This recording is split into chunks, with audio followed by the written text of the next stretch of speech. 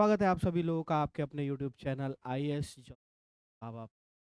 जी हाँ, आज के वीडियो का क्या मकसद है, बात करनी है, ये मैं आप लोगों के साथ। हालाँकि आपको अंदाज़ा तो लग ही गया होगा कि यूपीपीसीएस की प्रारंभिक परीक्षा हो चुकी है और आयोग आंसर शीट भी जारी कर दी गई है और लगभग सभी बच्चों ने आंसर शीट से मैच भी करा लिया हो कि किसके कितने क्वेश्चन गलत हो रहे हैं और टोटल ओवरऑल कट पिट के नेगेटिव मार्किंग के बाद कितने मार्क्स आ।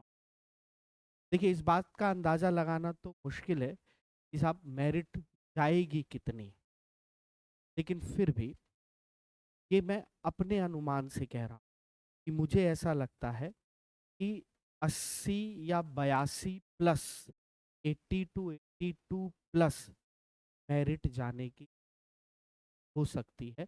इससे ज़्यादा भी हो सकती है और इससे कम भी हो सकती है। तो ये मत सोचिएगा अरे सर आपने क्या बता दिया क्या नहीं, क्योंकि ये एक अंदाज़ा है, एक संभावना लग रही है, इतना जा सकता है पेपर को देखने के बाद, पेपर के पैटर्न को देखने के बाद और पेपर किस प्रकार का है, कितना एवरेज है, कितना मॉडरेट है, इन सब चीज़ों। अब बात ये आती है कि क्या इंतज़ार किया जाए मेंस की तैयारी के लिए कि पहले प्री का रिजल्ट आ जाए और फिर उसके बाद मेंस की तैयारी में लगेंगे। तो मुझे ऐसा लगता है 80 या 80 से अधिक जिनके मार्क्स आ रहे हैं नेगेटिव मार्किंग के बाद, सब कुछ कटने पिटने के बाद, तो उन मेंस की तैयारी में लग जाना चाहिए। और दूसरी बात ये आती है कि क्या सर अभी क्यों लग जाए, क्योंकि प्री के रिजल्ट के बाद मेंस के एग्जाम में जो समय है दोनों के बीच में, रिजल्ट आने के बाद जब मेंस का एग्जाम होता है उसमें आपको इतना समय नहीं मिलता है। आप हर विषय को, जीएस के 6 के 6 पेपर को पढ़ना शुरू करें, रिवाइज करें, फिर उनकी आंसर राइटिंग प्रैक्टिस करें। ये बहुत बहुत बहुत मुश्किल बन जाता है। तो जब तक रिजल्ट नहीं आ रहा है इसका वेट करके और फिर बाद में तैयारी करने से अच्छा है आप लोग अभी से ही, जिनके भी, मुझे ऐसा लगता है 80, कुछ लोग कह रहे हैं 75 भी जा सकती है, तो वो भी मेंस की अपनी जो है रुख कर सकते हैं तैयारी का और अभी से ही आंसर राइटिंग प्रैक्टिस पर काम कर सकते हैं। इसका कोई नुकसान तो होगा नहीं, इसका लाभ ही मिलेगा, चाहे मेरिट ऊपर जाए चाहे मेरिट कम आए। इसका निश्चित रूप से जो भी सीरियस होके जो परीक्षा दे रहे हैं, जिन्होंने अपना एक ड्रीम बना रखा है कि उनको आयोग की परीक्षा पास करके बनना है, तो उनके लिए तो यह समय एक गोल्डन टाइम है, क्योंकि ये जो तैयारी का समय है और इसमें जो आप तैयारी करोगे उसमें आपको निश्चित रूप से लाभ मिलना है, चाहे इस बार हो या नहीं हो। लेकिन आपको लग रहा है कि आपके इतने मार्क्स हैं तो आपको लग जाना चाहिए, और लग रहा है नहीं है तो भी छोड़ने की जरूरत नहीं है। क्यों? क्योंकि ऐसा नहीं है कि ये तैयारी जो है इसी बार होगी, अगली बार चीजें जो है बदल जाएंगी, अगली बार भूगोल नहीं आएगा, अगली बार इतिहास नहीं आएगा, अगली बार पॉलिटी नहीं आएगी, ऐसा तो होगा नहीं, क्वेश्चन वैसे ही आने। तो ये जो तैयारी है आपको लग जाना चाहिए, समय को बिल्कुल भी इधर उधर गंवाने की जरूरत नहीं है, मेरिट मेरिट खेलने की जरूरत नहीं है, कितना आएगा कितना जाएगा कितनी जाएगी मेरिट, ये सब खेलने की जरूरत नहीं है, बल्कि अपने आप को एकाग्रचित कर कर अपने काम को फिर से करने की जरूरत है। और उसी क्रम में उसी चीज को ध्यान में रख मैं अमित आप लोगों इस मेंस 2024 की परीक्षा जो आगामी होगी उसको ध्यान में रखते भूगोल विषय से संबंधित जो जीएस के पेपर 1 में क्वेश्चन पूछे जाते हैं उन पर चर्चा करने के लिए संदर्भ में मैं चर्चा करने के लिए उपस्थित हुआ हूँ, यानी geography mains answer writing practice. जी हाँ। अब बात ये आती है कि सर बड़ा आसान है, सिलेबस तो कोई ज़्यादा है ही नहीं, तो बड़े आसानी से किया जा सकता है। हाँ, आसानी से किया तो जा सकता है, लेकिन अगर आपको जो सिलेबस में दिख रहा है अगर आप खाली उसे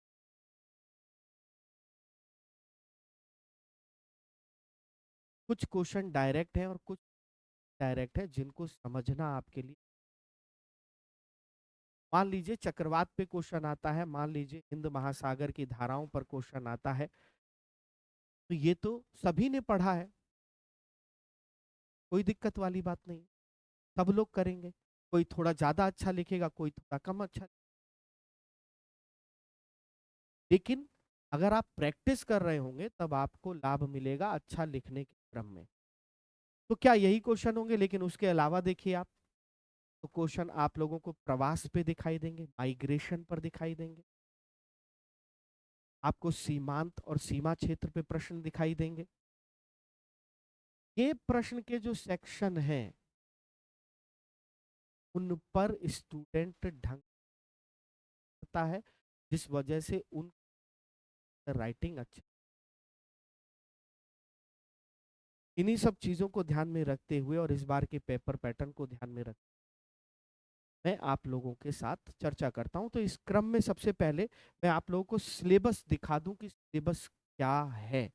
तो सबसे पहले जीएस पेपर 1 के अंतर्गत अगर हम लोग बात करें, पीपीसीएस मेंस ज्योग्राफी सिलेबस में क्या दिया हुआ है। इन्होंने कहा है कि साहब, विश्व के प्रमुख प्राकृतिक संसाधनों का वितरण, प्राकृतिक संसाधनों का वितरण, इसके अंतर्गत जल, मिट्टी एवं वन।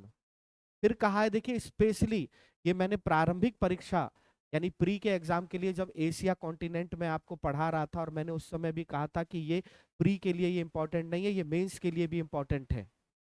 तो अगर आप देखेंगे तो साफ साफ लिखा है, दक्षिण एवं दक्षिण पूर्व एशिया के संदर्भ में विविधता। ये लाइन बहुत, पहली बात ये हुई।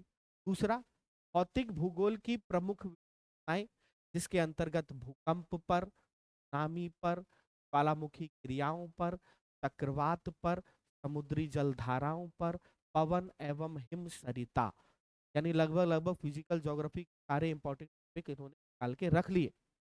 और एक और चीज मैं बताऊं, अब इसमें भी देखिए बहुत से ऐसे प्रश्न हैं जो छुपे हुए हैं, बहुत से ऐसे टॉपिक हैं जो छुपे हुए हैं, लगेगा ही नहीं। जैसे यूपीपीसीएस की परीक्षा में मेंस था, समुद्री तटीय क्षेत्रों या हिंद महासागर के संदर्भ में लेकर पूछा था कि तटीय क्षेत्र में अपरदन इतनी तीव्र गति से हो रहा है, संसाधनों का विनाश हो रहा है, उसको लेकर बात करिए। अब सोचिए जरा, वो टॉपिक तो यहाँ कहीं बात नहीं की, लेकिन आपको पढ़ना पड़ेगा, आपको पता होना चाहिए। ठीक है। तीसरा क्या कह रहा है, भारत के सामुद्रिक संसाधन एवं उनकी संभाव्यता, यानी भारत का जो सामुद्रिक क्षेत्र है, उन क्षेत्रों में संसाधन है, प्राकृतिक संसाधन है, का दोहन प्रकार से भारत कर सकता है और उनके प्रकार विकास कर सकता है, और भारत की अर्थव्यवस्था को क्या प्रगति मिल सकती है। इन सब चीज एक कर प्रश्न यहाँ से बने, और बने नहीं, पूछे गए हैं। नेक्स्ट, मानव प्रवास, देखिए आ गया ह्यूमन माइग्रेशन, विश्व की शरणार्थी समस्या, और फिर भारतीय उपमहाद्वीप संदर्भ में, यानी शरणार्थियों को लेकर भारतीय उपमहाद्वीप के संदर्भ में आपसे प्रश्नों पूछा जाएगा, माइग्रेशन पूछा जाएगा। ये बात साफ साफ लिखी। फिर देखिए, सीमांत एवं सीमाएं भारत उपमहाद्वीप के संदर्भ में, फिर से इंडियन ज्योग्राफी के संदर्भ, यानी आपकी वर्ल्ड ज्योग्राफी में फिजिकल ज्योग्राफी तो स्ट्रांग हो ही हो, लेकिन इंडियन ज्योग्राफी पे आपकी कमांड बहुत तगड़ी होनी चाहिए। तभी आप भूगोल, पर्यावरण पारिस्थितिकी, आपदा प्रबंधन, अगर इन तीन चीजों को लेकर बात करें तो 100 से 120 नंबर के क्वेश्चन खाली इसी सब्जेक्ट से आते। मतलब ये 150 नंबर तक गया है ये पार्ट। प्रीवियस ईयर पेपर उठा के देखिए, आपको सब पता। फिर देखिए क्या आया, जनसंख्या एवं अधिवास, पॉपुलेशन की बात हुई, फिर उनके हैबिटाट की बात हुई, फिर कह रहा है इसमें प्रकार, प्रतिरूप, नगरीकरण क्या है, स्मार्ट नगर एवं स्मार्ट ग्राम क्या है, इस पे तो क्वेश्चन पिछली बार भी पूछा था। तो यहाँ आप लोगों से क्वेश्चन खूब तगड़े तरीके से पूछता है। इसलिए तो पेपर फर्स्ट में जो सिलेबस है वो पूरा का पूरा सिलेबस है, लेकिन उस पूरे सिलेबस को वर्ल्ड के परिप्रेक्ष्य में पढ़ने के बाद भारत के संदर्भ में पढ़कर आपको ध्यान में रखना है, क्योंकि क्वेश्चन बहुत अच्छे अच्छे पूछे जाते हैं। और पिछली बार की तरह अगर आप लोग देखेंगे तो एक दो क्वेश्चन होंगे जो फैक्चुअल बेस्ड क्वेश्चन होंगे, जिन पर सीधे सीधे आपसे जानकारी लेगा, लेकिन अधिकांश क्वेश्चन ऐसे मिलेंगे जो एक या दो चीजों से जुड़े हुए होंगे और फिर आपको बताएगा कि बताओ, अब कहेगा आपसे कि बताओ, लिख के बताओ इसे कि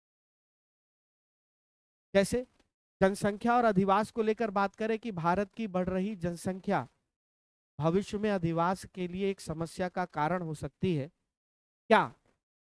नगरीकरण या स्मार्ट नगरों का निर्माण भविष्य में इस समस्या का समाधान हो सकता है?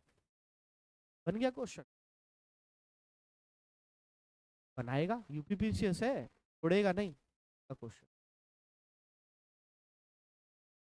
तो कॉन्सेप्ट पर अगर आपकी क्लैरिटी है, ना केवल इन पर बल्कि फिजिकल ज्योग्राफी के प्रश्नों के कॉन्सेप्ट पर अगर आपकी क्लैरिटी है, तो आपको लिखना आसान हो जाएगा, और ये प्रैक्टिस से आएगा और किसी चीज से नहीं। अभी तो केवल हम सिलेबस पे चर्चा कर रहे हैं, अभी मैं एक क्वेश्चन पर आप लोगों से चर्चा करूंगा और कहूंगा देखो, और वो क्वेश्चन कोई प्रीवियस ईयर पेपर का क्वेश्चन कोई नहीं उठाऊंगा मैं किसी भी प्रीवियस ईयर पेपर के क्वेश्चन पे बात नहीं करूंगा। क्यों? क्योंकि अगर आप लोग देखें तो मार्केट में किताबें, नोट्स उन प्रीवियस क्वेश्चन के लिखने के, आंसर राइटिंग के भरे पड़े हैं। हम उन पर बात करेंगे जो कॉन्सेप्ट पर बात हो, जिससे उस कॉन्सेप्ट के माध्यम से आप कई सारे क्वेश्चंस को कवर कर लो। हम ऐसे प्रश्नों को बना बनाकर चर्चा करेंगे। अब ये तो केवल बात हुआ पेपर फर्स्ट की, लेकिन जैसा कि आपको पता है पेपर फिफ्थ और पेपर सिक्स्थ भी दोनों नए जोड़े गए हैं जो यूपी से संबंधित हैं। पेपर सिक्स में भूगोल का विषय देखिए कितना तगड़ा दिया हुआ है। ये देखिए, UP special geography syllabus, UP से संबंधित भूगोल में देखिए क्या दिया है। उत्तर प्रदेश का भूगोल, इसमें क्या कह रहा है? भौगोलिक स्थिति, कवच एवं संरचना, जलवायु, सिंचाई, खनिज, अपवाह प्रणाली एवं वनस्पति। फिर उत्तर प्रदेश में राष्ट्रीय उद्यान और वन्यजीव अभ्यारण्य। फिर उत्तर प्रदेश का ट्रांसपोर्टेशन सिस्टम, परिवहन तंत्र। फिर उत्तर प्रदेश में औद्योगिक विकास, शक्ति संसाधन एवं अधोसंरचना। उत्तर प्रदेश में प्रदूषण एवं पर्यावरण के क्या मुद्दे हैं वो, और फिर प्रदूषण नियंत्रण परिषद और इसके क्या कार्य हैं वो। नेक्स्ट, उत्तर प्रदेश के प्राकृतिक संसाधन जैसे मृदा का विस्तार जानो, मुक्त भूमि का जानो, उसकी कहाँ क्या है विशेषता जानो, जल, वायु, वन, घास मैदान, आर्द्र भूमि, उत्तर प्रदेश के ही संदर्भ। नेक्स्ट, उत्तर प्रदेश के जलवायु परिवर्तन एवं मौसम पूर्वानुमान से संबंधित मुद्दे। ये क्वेश्चन पूछे गए हैं पिछली बार, आप पेपर उठा के देखिए आपको मिलेगा। यूपी स्पेशल की ज्योग्राफी से इतने क्वेश्चन पूछे हैं कि बच्चा जो है ना कि वो यूपी से संबंधित क्या पढ़ा जाए, क्या देखा जाए, उसको लेकर परेशान ही रहा। फिर कह रहा है उत्तर प्रदेश के संदर्भ में अधिवास पारिस्थितिक तंत्र, संरचना और कार्य, समायोजन, जीव जंतु एवं वनस्पतियां। और एक क्वेश्चन और, उत्तर प्रदेश में मत्स्य, अंगूर, रेशम, फूल, बागवानी, पौधा उत्पादन तथा उत्तर प्रदेश के विकास में इनका प्रभाव। क्यों? क्योंकि अर्थव्यवस्था में मुख्य भूमिका उत्तर प्रदेश राज्य की अर्थव्यवस्था में मुख्य, और राज्य सरकार को चाहिए कि जो तंत्र से उसको आय हो रही है उसको समर्थन कर प्रकार से कार्य। तो ये टॉपिक केवल यूपी स्पेशल के अंतर्गत उत्तर प्रदेश के भूगोल से संबंधित है मुख्य परीक्षा में, जिससे भर भर के क्वेश्चन पूछे गए हैं। अब लेकिन एक समस्या क्या है? समस्या ये है कि इन पूछे गए ये जो टॉपिक हैं जो दिए हुए हैं, इनका आंसर आप तभी बहुत बेहतरीन तरीके से उत्तर प्रदेश के संदर्भ में लिख सकते हो जब आपकी पकड़ इन सब पर हो। क्योंकि विश्व के संदर्भ में पकड़ोगे तो भारत के संदर्भ में चर्चा करोगे, और भारत के संदर्भ में चर्चा करोगे तो राज्य पे तो निगाह मारोगे। तो आपको इन टॉपिक्स को भारत के संदर्भ, विश्व के संदर्भ में, यानी कैसे तैयार करना है। अगर हम लोग बात करें विश्व के संदर्भ में, पहले अब देखो मैं आपको बता रहा हूं कैसे तैयार करिए। फिर अगर हम लोग बात करें तो भारत के संदर्भ में,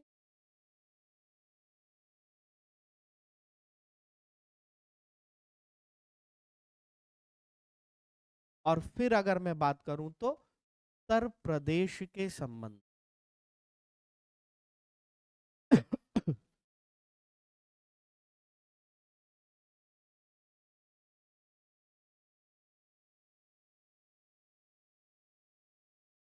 अब आप लगेंगे सर ऐसा क्यों बनाया है आपने, लेस देन और या ग्रेटर देन का साइन क्यों बनाया है। इसलिए क्योंकि सबसे कम पार्ट में पूछा जाएगा वैश्विक स्तर पर भूगोल को, उससे ज्यादा पूछा जाएगा को, और इससे भी ज्यादा पूछा जाएगा इसको। अब आपको रैंक देनी है तो कैसे दोगे, तो अब इसको कर लो टा कि तैयारी कैसे करनी है, यानी ध्यान किस पर ज्यादा देना है। तो सबसे पहले फोकस आपका क्या होगा, सबसे पहले फोकस में तैयारी करते के संदर्भ में उत्तर प्रदेश पर गहरी निगाह रखते हुए बात करनी है। फिर सेकंड नंबर पे भारत के संदर्भ में, और फिर थर्ड नंबर पर विश्व के संदर्भ में। यानी कि मान लीजिए चक्रवात पर हम लोगों ने अध्ययन किया, ठीक है, तो चक्रवात में विश्व स्तर पर उसके वितरण या उसके विकास या उसके प्रभाव पे जब बात करेंगे तो विश्व में थोड़ा कम पे चर्चा करेंगे, भारत के संदर्भ में ज्यादा पढ़ना चाहिए आपको।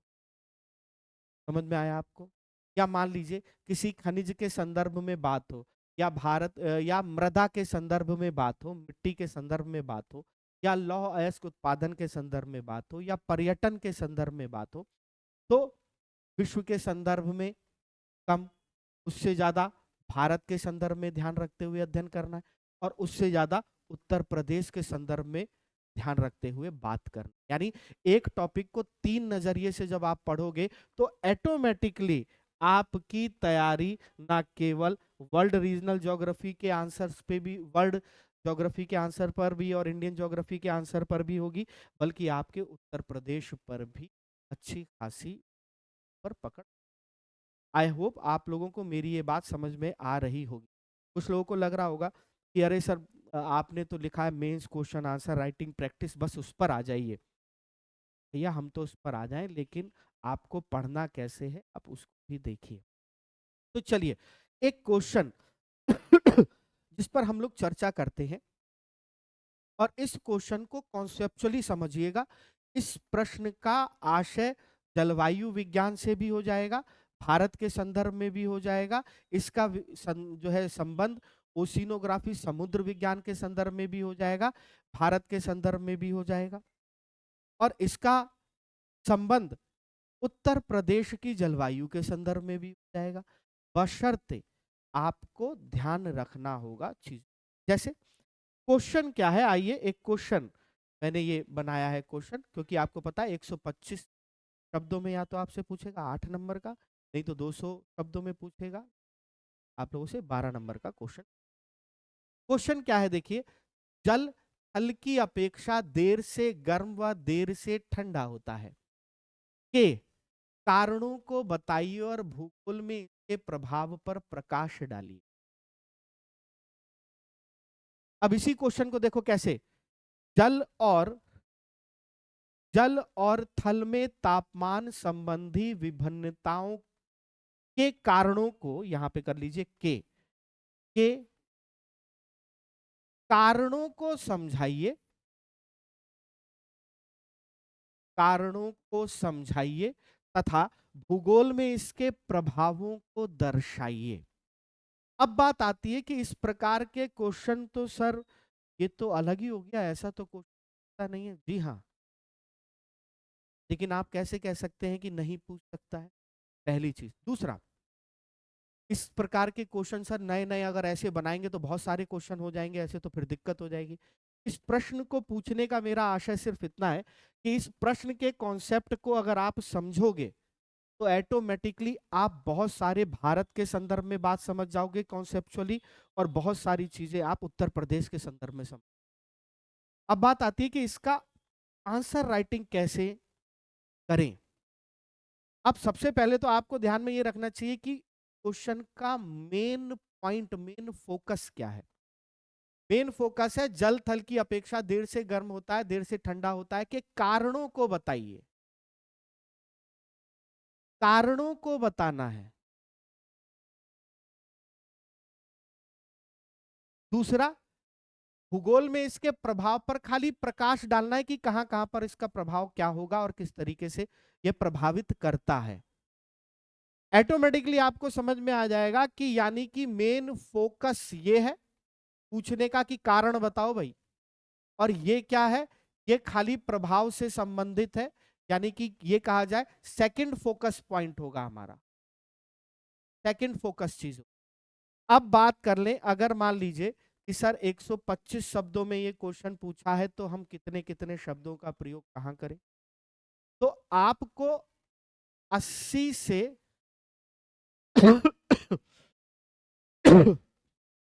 90 शब्दों का प्रयोग यहां करना होगा और लगभग में 30 से 35 शब्दों का प्रयोग पर करना। अब मान लीजिए ये 200 शब्दों में अगर यही क्वेश्चन पूछा जाए, इस तरीके से पूछा जाए, अभी भी अगर आप देखोगे तो मेन फोकस पॉइंट इस क्वेश्चन का क्या है, जल और थल में तापमान संबंधी विभिन्नताओं के कारणों को समझाइए। अभी भी फोकस क्या है, ये है, तथा भूगोल में इसके प्रभावों को दर्शाइए। तो यानी सेकंड फोकस ये हो गया, फर्स्ट फोकस ये हो गया, इस पर ध्यान देना है। अब 200 शब्दों में पूछा है तो कैसे क्या करें सर, कम से कम आपको 130 से 140 शब्द का प्रयोग मेन फर्स्ट पे करना होगा और 50 से 60 शब्दों का प्रयोग आपको सेकंड फोकस पे करना होगा, और तब इसका उत्तर लेखन आपको करना। आपको पता होना चाहिए कि किस पॉइंट को ज्यादा फोकस किया, यानी किसको पूछना चाह रहा है, इच्छा क्या है। दूसरा वाला पार्ट हो सकता है कि वो खाली प्रभाव को जानने के लिए या उस चीज उसका अप्लाइड जानने के लिए आपसे बात कर सकते। आइए अब इस क्वेश्चन की आंसर राइटिंग हम कैसे करें।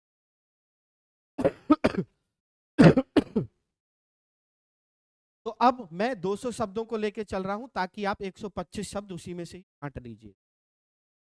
जल थल की अपेक्षा देर से गर्म देर से ठंडा होता है के कारणों को बताइए, या जल और थल के तापमान संबंधी विभिन्नताओं के कारणों को समझाइए। हम लोग ये बहुत अच्छे से जानते हैं, भूगोल में यह बात हम लोग बहुत अच्छे से पढ़ते हैं कि हमारे पृथ्वी के लिए या हमारे पृथ्वी पर जो ऊर्जा का सबसे बड़ा स्रोत है वो क्या है, सूर्य। यानी सूर्य तप से हमारी पृथ्वी को ऊर्जा प्राप्त होती। लेकिन क्या इस पृथ्वी पर सूर्य तप का वितरण एक समान है, यानी जल और थल पर पहली चीज, दूसरा भूमध्य रेखा से ध्रुवों पर दूसरी चीज। तो हम क्या देखते हैं कि हमारे पृथ्वी के लिए जो ऊर्जा का मुख्य स्रोत सूर्य है, सूर्य से आना वाला सूर्य तप जल और थल को एक समान रूप प्राप्त होता है, पहली चीज।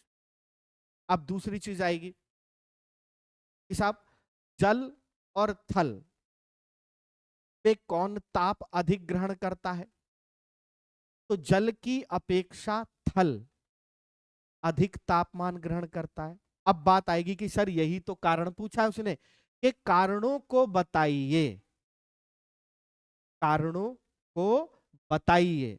अब आप कहोगे सर हमने एक कारण तो पढ़ा है कि साहब जल की विशिष्ट ऊष्मा थल की अपेक्षा अधिक होती है, इसलिए जल देर से गर्म होता है और देर से ठंडा होता है। अब अगर आपने इतनी ही बात लिखी, क्या 130 से 140 शब्दों का प्रयोग हो गया? नहीं, यानी केवल एक कारण तो नहीं है, कई कारण हैं। आज आपका जीएस का पॉइंट यानी प्री से संबंधित भी फैक्ट और आपको आ जाएंगे, प्री से संबंधित भी फैक्ट आपके पास और आ जाएंगे। अब जब आप लोग इसका उत्तर लेखन करेंगे तो आप क्या कहेंगे? आप कहेंगे साहब हमारी पृथ्वी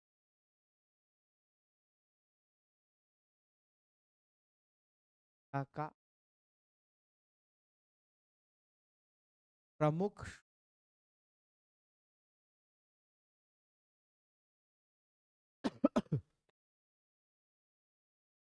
यह है,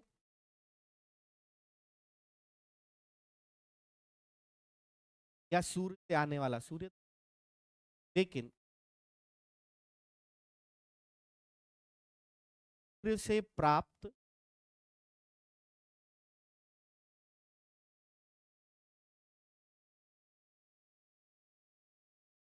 या तप का वितरण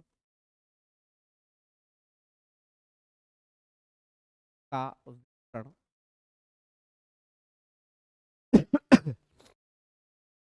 जल व थल पर एक समान नहीं होता है।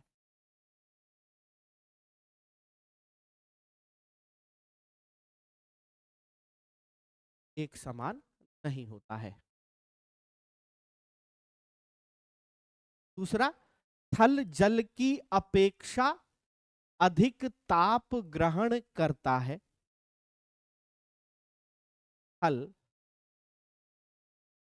जल की अपेक्षा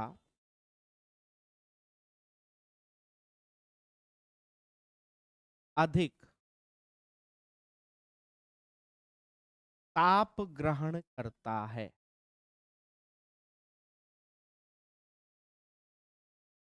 ग्रहण करता है, जिसके निम्न कारण हैं।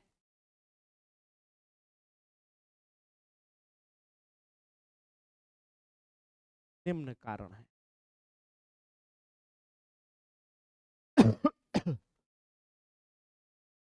अब इसमें से कितने शब्दों का प्रयोग करके आप अपने उत्तर को और या इन लाइनों को और छोटा कर सकते हो, ये आप देखिए कि और कितना इसे और कंसाइज कर दें, क्योंकि हमारे को कारण बताना है तो कारण के लिए शब्द बचे रहे हमारे पास। कारण के लिए क्या बचे रहे? शब्द बचे रहे, ताकि हम उनका अच्छे से उपयोग कर सके। तो अब पहला कारण विशिष्ट ऊष्मा तो पढ़ते ही हो आप लोग, मैं उस पर चर्चा ना करके और अन्य कारकों पर आप लोगों से चर्चा करता हूं, अन्य कारण पर चर्चा करता हूं। क्लियर है? अब पहला कारण अगर हम लोग बात करें तो पहला कारण है थल जो है यह जल की अपेक्षा 2 से 2.5 गुना अधिक घनत्व वाला होता है, जिस कारण से थल जल की अपेक्षा जल्दी गर्म और जल्दी ठंडा जाता है, या कहा जाए अधिक ताप ग्रहण कर लेता है। ठंडे की बात ही मत, क्योंकि ऑटोमेटिकली जो जल्दी करेगा वो जल्दी विस्तार होगा तो जाएगा ही जाएगा। तो पहला क्या? हल्का जल की अपेक्षा अधिक घनत्व वाला होना।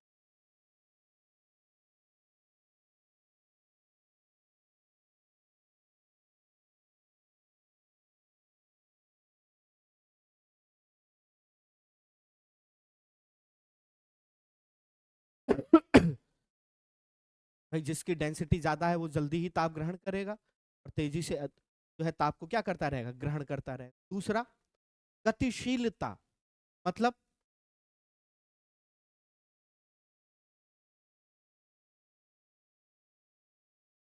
थल का स्थिर होना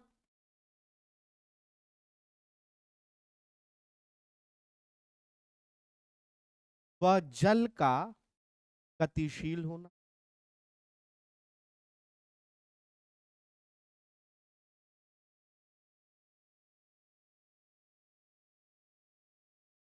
जल का क्या होना, गतिशील होना।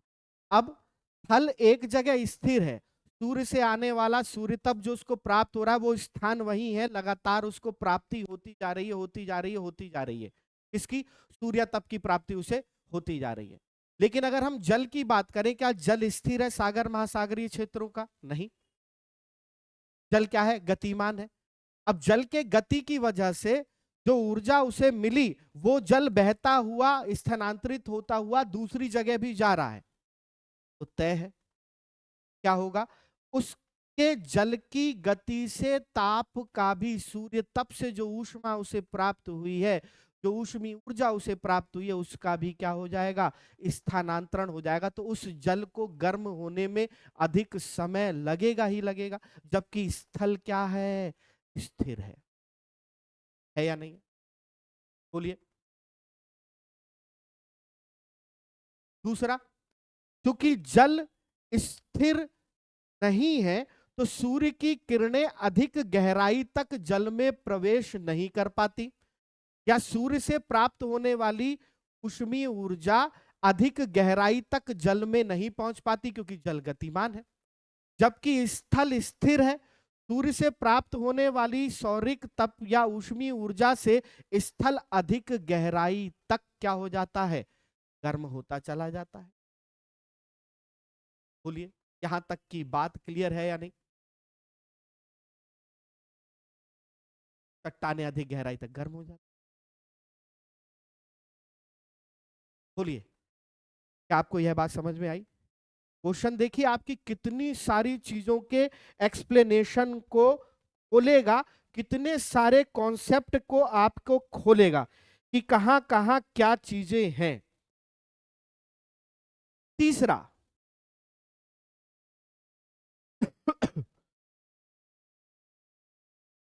तीसरा,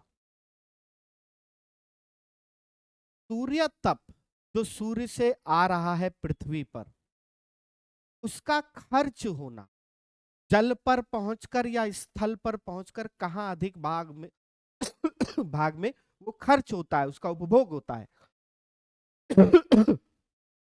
तो जब सूर्य की किरणें जल पर पड़ती हैं, सागर महासागर पर पड़ती हैं, तो उस प्राप्त होने वाली सूर्य तप की अधिकांश मात्रा बहुत जल्दी से जल के वाष्पीकरण में खत्म हो जाती है। मान लीजिए आप लोगों ने सौरिक बजट पढ़ा होगा, तो 51% सूर्य तप की मात्रा आती है, जो भी प्राप्त होती है पृथ्वी को वह मात्रा पृथ्वी के लिए 100% है। 100% स्थल को भी मिल रहा है, और उसी अक्षांश और देशांतर पर 100% महासागर को भी मिल रहा है, मान लीजिए, ठीक है।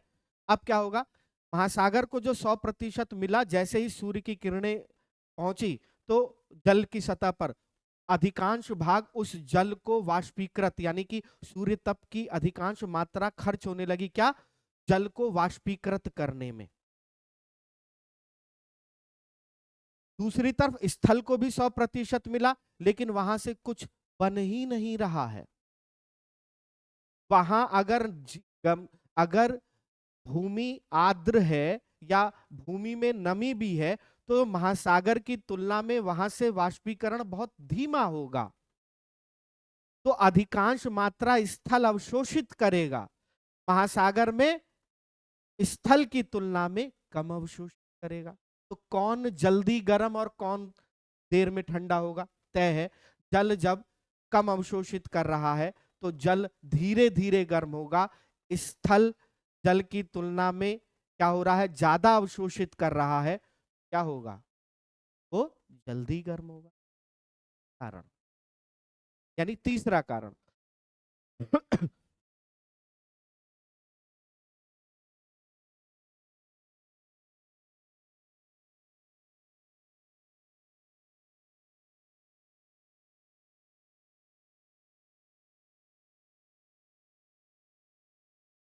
जल व स्थल में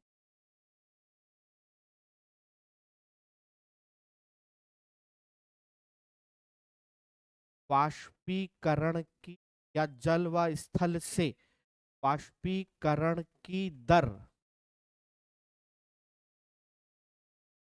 में अंतर।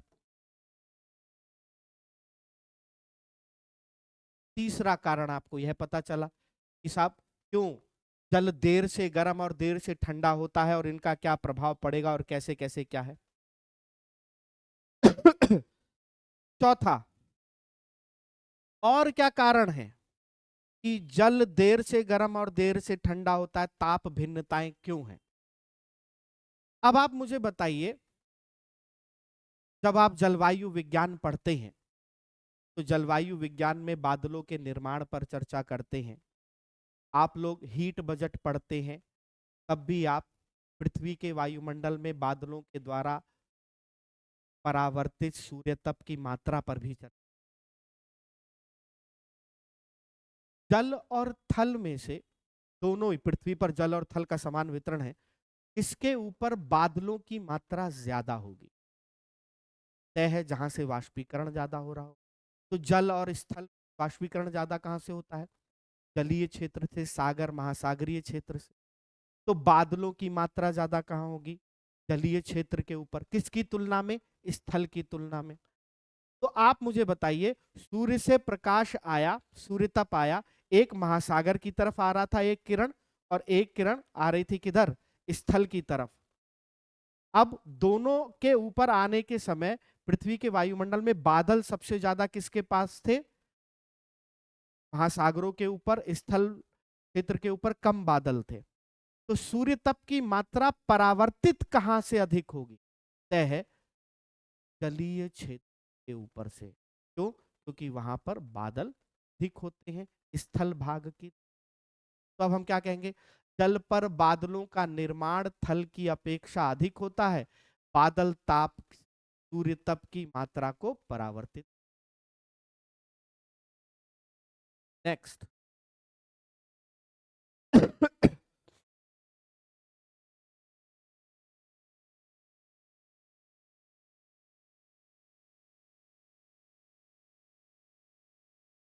जलीय क्षेत्रों में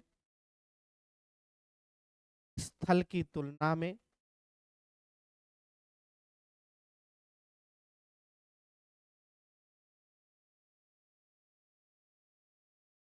बादल अधिक होते हैं।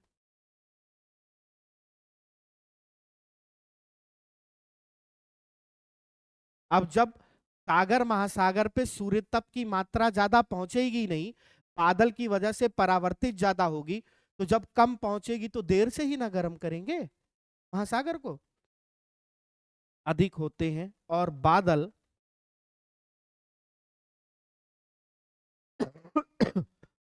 सूर्य तप की मात्रा को परावर्तित करते हैं।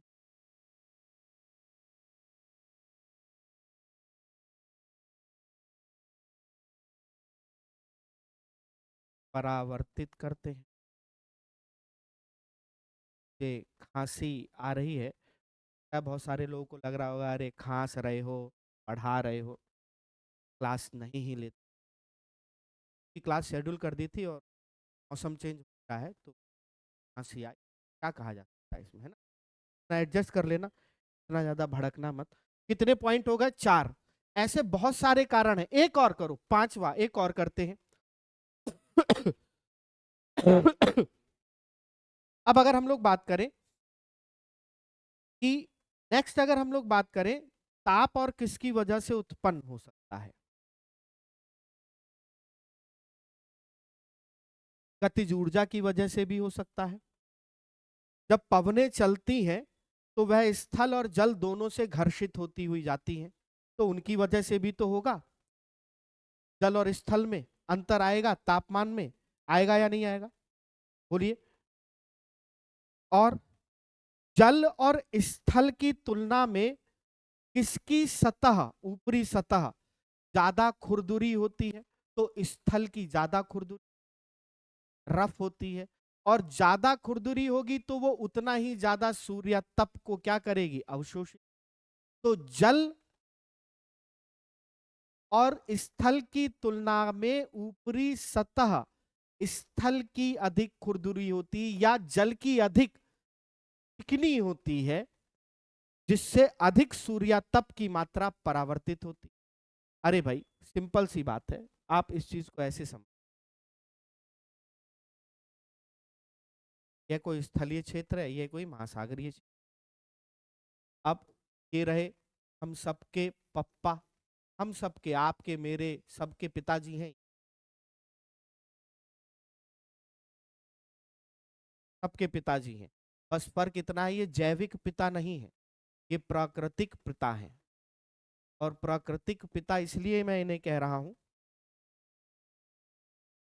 क्योंकि बिना इनके पृथ्वी पर जीवन संभव नहीं।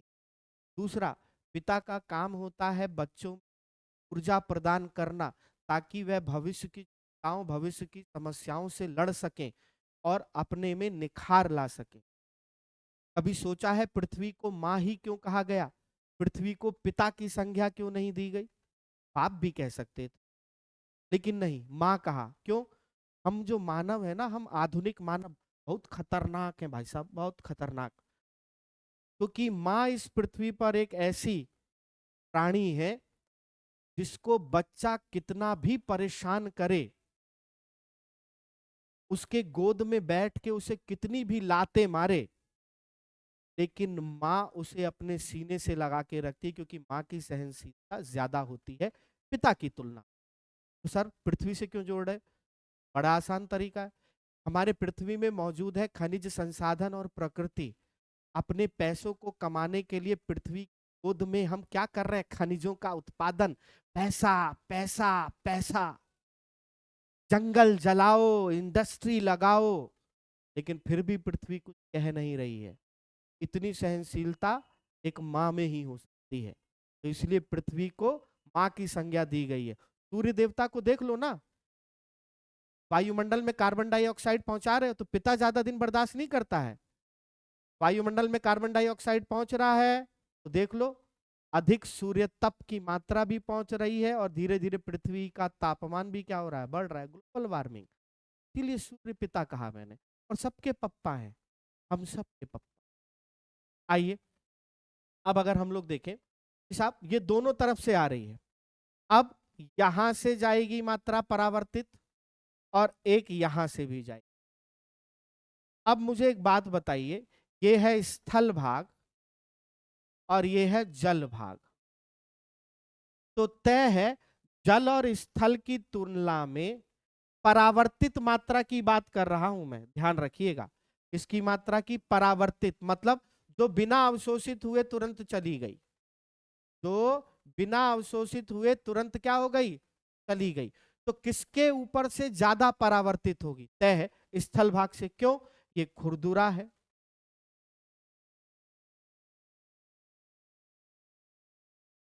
तो यहां से अधिक, सॉरी, कहां ज्यादा अवशोषित होगी, उल्टा बोल गया मैं। कहां ज्यादा अवशोषित होगी? स्थल पर ज्यादा अवशोषित होगी। क्यों? क्योंकि ये खुरदुरा है, तो यहां अवशोषण ज्यादा होगा, अवशोषण अधिक होगा। किसकी तुलना में? जल की तुलना। तो जो ज्यादा अवशोषित करेगा वही ही ना ज्यादा गर्म करेगा, तुलना में, तुलना में। अरे कॉमन सेंस सोचो, कई बार बोल चुका हूं, जूतों में पॉलिश क्यों करते हो? लेदर के जूतों में इसलिए नहीं कि सुंदर दिखो खाली। ये चलन कहां से आया?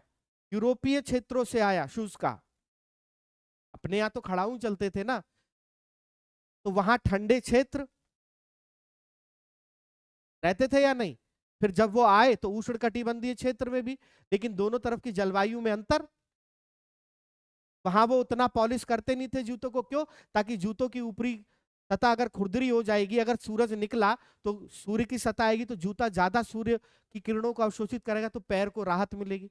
लेकिन उष्णकटिबंधीय क्षेत्रों में अगर जूते में पॉलिश नहीं की आपने, और गर्मी का टीका टीक मौसम है, तो पैर कितना गर्म होगा और फिर कितनी स्मेल आएगी, भगवान आप ही जान। तो ये पांचवा कारण भी मैंने आपको बता दिया। लिख नहीं रहा हूं, आप इसे लिख लीजिएगा। हर एक चीज पर चर्चा कर रहा हूं मैं आपसे। क्या यही पांच कारण है? जी नहीं, और भी बहुत सारे कारण हैं। ठीक है, आप इतना ही जानिए और थोड़ा सा अपनी तरफ से भी कोशिश करिए। अब दूसरे पॉइंट पर आते हैं कि साहब दूसरा क्या था? दूसरा फोकस पॉइंट था प्रकाश डालिए भूगोल पर, इसके प्रभाव को प्रकाश डालिए भूगोल में।